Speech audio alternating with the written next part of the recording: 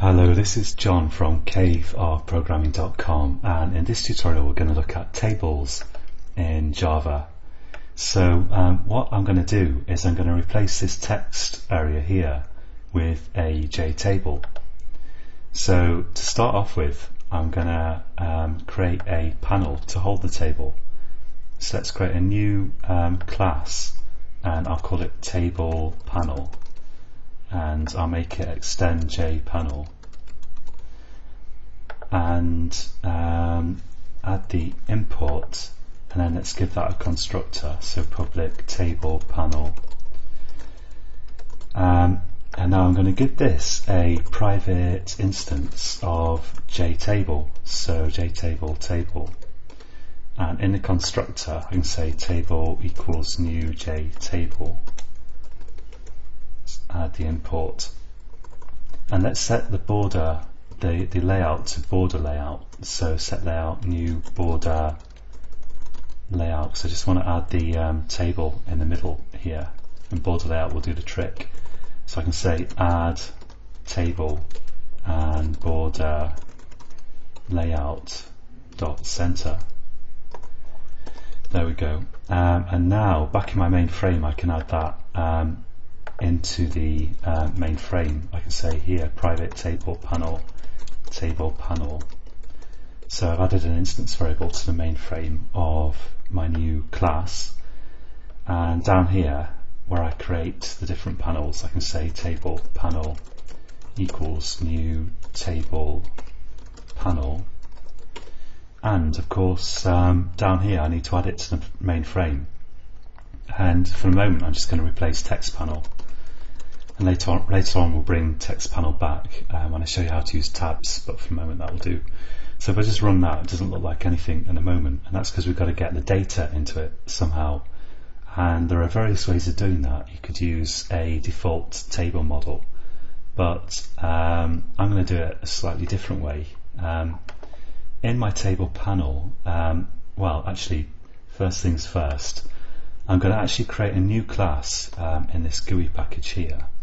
New class, and I'm going to make this new class, and I'm going to call it table. Let's call it table model. Maybe I should call it person table model, and I'm going to make it extend abstract table model. Abstract table model. Click finished, add the imports there, and if I click on this error message here, it's going to say I've got to implement a bunch of methods, so let's implement those. And now the rest of the tutorial is basically largely going to consist of implementing these methods. So we've got one for getting the column count, getting the row count, and getting the value a particular row and column. And so it's actually not too complex really. But back in the table panel here, what I'm going to have to do is I'm going to have to create one of these person table models for a start. So let's do that. Let's say private person table model, and down here I can say table model equals new person table model, and then I can pass that to the constructor of the JTable, passing the table model there. And now, so if I run that, it's still may even crash, but it's still not going to do anything. So now I need to get my data into the abstract table model, because this person table model is really just a wrapper for my data that presents it in the right way for my table. So first of all, like if I take a look at my controller here, so there's my model. I've also got this controller package with a controller class in it, and I'm gonna, in this tutorial, this series of tutorials, as I say, it's not intended to be a set of tutorials on software architecture, but I'm gonna have the policy that my GUI stuff is going to communicate with the data model only through this controller. So I'm going to give this controller a public method that returns a list of person objects, and I'm going to call that get people and that's just going to wrap my db.getPeople. So if I save that, add the import there, Java util list, and now I need to get this somehow. Let's just have a look at this. Yeah, I've got to actually have a return there. Now I need to somehow pass this list of people here to my table model. So to do that, I'm going to have to get it into this table panel, which is where the table model is. So I've got a table panel with a table in it and a table model, and the table panel is created in mainframe, and I want to route my kind of data and my communications through mainframe here. So the mainframe is acting a little bit like a sort of local controller for my GUI. And to do that, I'm going to give this table panel a method. I'm going to give it a method called setData, which accepts a list of person objects. So let's call that DB, because it's basically the database. And I'll give it a private variable here. Let's say private. In fact, I probably don't really need a private variable at all, because what I can do is I can say on my table model, if I go to the person table model, I can give this a constructor. So I can say public person table model, and I can make the constructor accept a list of person objects, which I'll call DB. And I can create a local a private variable here, an instance variable of the same type, and I can say in the constructor this.db equals db. So all I'm doing here is I'm passing a reference to the data into the table model, which is acting as a sort of wrapper for the data. And now in my table panel, if I can pass in a list of person objects to my table panel, then I can say table model. In fact, I'm creating my table model here. So let's change this slightly. Let's not have a constructor. Let's give it a public set data method, and that's going to just look like this. So let's add this in here. So let's see that I can construct it without actually passing in any data, if that makes sense. So I'll have this set data method, and now if I've got this right, which I think I have, in table panel I can say table model.setData and pass in the list of people. So there's a lot of passing around of data here, and in a minute I'm just going to recap on what we've done, but first let's just make this work. So now another missing piece is I need to go into the main frame here, and at some point I'm going to have to get the data and pass it to the table panel. So the table panel now has this set data method. So let's say after I've created a controller, I call table panel dot set what did I call it? Set data, table panel set data, and I can pass in controller dot get people like this. So let's follow this through now. So I've got a data model already, and my data model is this database class which contains an array list of people. And if I add a person, we've seen in previous tutorials that by clicking OK on my form, it's going to call the add person method of this database to do that. So in the main frame, if I click OK on that form, it's going to get this form event, and it's going to add a person via the controller.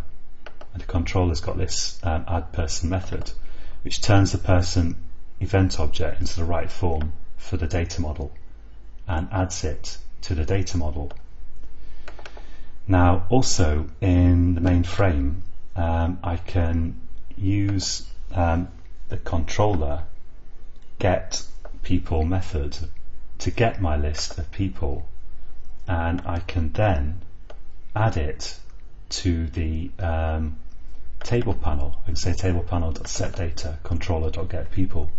In the table panel, I then get this list of people which I set in the table model, and in the table model that just happily receives that list of person objects. So it seems complex, and of course if you're really implementing a real application, it could get more complex than this. But the point of this tutorial really is I just want to show you table working, and the bottom line is here, you've got to have, for your table, you've got to have a table model, and that table model is going to have to be able to return the number of columns, the number of rows, and the values in each cell. So now I can actually do that, because now I've got actually a reference here to the list of people. I can, in get column count, well actually we'll tackle that in a second, but in get row count, that's pretty easy, because I can say return db.size, because the db here is just a list which has a size method, and the size is the number of person objects in that list, and that's going to be the number of rows in my table. Now to get the value at a particular, this is actually a particular row and column, the way that I need to do that is so I get this get value at will receive the row and the column, and I have to return the data that's supposed to be in that row and the column and that column. So to do that, I can just do a switch on, well, let's first of all get the relevant person object, and that's going to be very simple. It's just db.getRow, and I pass in the row number there. Sorry, not get row, but db.get actually, and then I can do a switch on the column, and I can return a field from the person object as appropriate depending upon the column. So I can say case, let's say case 0, let's return person.getID, and case 1, I'll return person.getName, and case 2, let's return person.getOccupation. Case 3, I can return person.getAge category. Case 4, return person.getEmployment category. Case 5, return person.is US citizen, and case 6, let's return person.tax get tax ID, and I think that's all I need. So that's 7 different cases here from 0 to 6. So we've got 7 columns, so for the column count let's return 7 here. And now, and I'll return null down here if none of those are matched, but they should be if I've got everything right. So I've said if I say there are 7 columns, then col here should never be more than 6, because it's starting at 0, so the last value should be 6. So this should never happen, this return null. Okay, so let's run that, and at the moment I'm not actually nothing's gonna appear to happen, because if I type in some information there and click OK, nothing happens, and in fact, yeah, I've got a I'm not sure if that's a big deal or not. Let's just clear that. But in my main frame, what I need to do, so in the main frame, I've got this thing that responds to form clicks. So when a form event occurs, it says controller.addPerson. And what I need to do is I need to tell my table to refresh every time something's added to the data, so that it then knows to recheck the data. So I'm going to add a method to table panel, which I'm going to call refresh, and it's not there yet, so I'm typing table panel.refresh, and I've got to implement that now. So I'll say public void refresh, and what this has got to do is it's just got to go to the table model and call one of these fire methods, which you've got different like fire methods for firing different events to tell the table that's looking at the model that different aspects of the model have changed. And the one I'm going to use here is I'm just going to say fire table data changed. So let's run this now, and if I add my name in here and click OK, we've got a row added. And a row is not exactly beautiful, but it'll do for just a minute. Occupation software, let's add that again. So it's going to keep adding basically the same value with different IDs here, and I won't worry about that.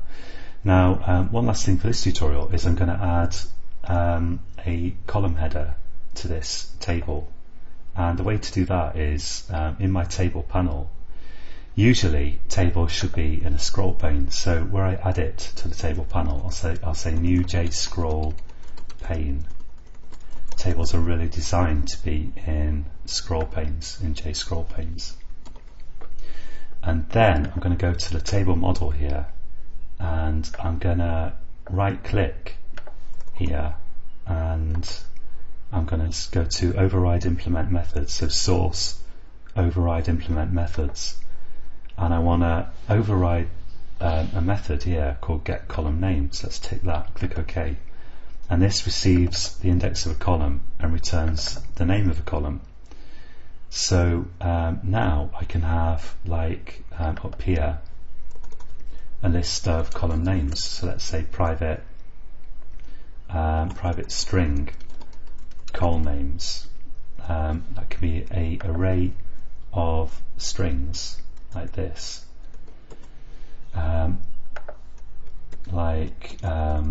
this. There we go. And I'm going to set that equal to a bunch of appropriate column names. So let's say equals, and let's open a curly parenthesis, close it there, and then here I can type ID, name. Let's see what else we've got down here. We've got occupation, age, category. We've got employment category,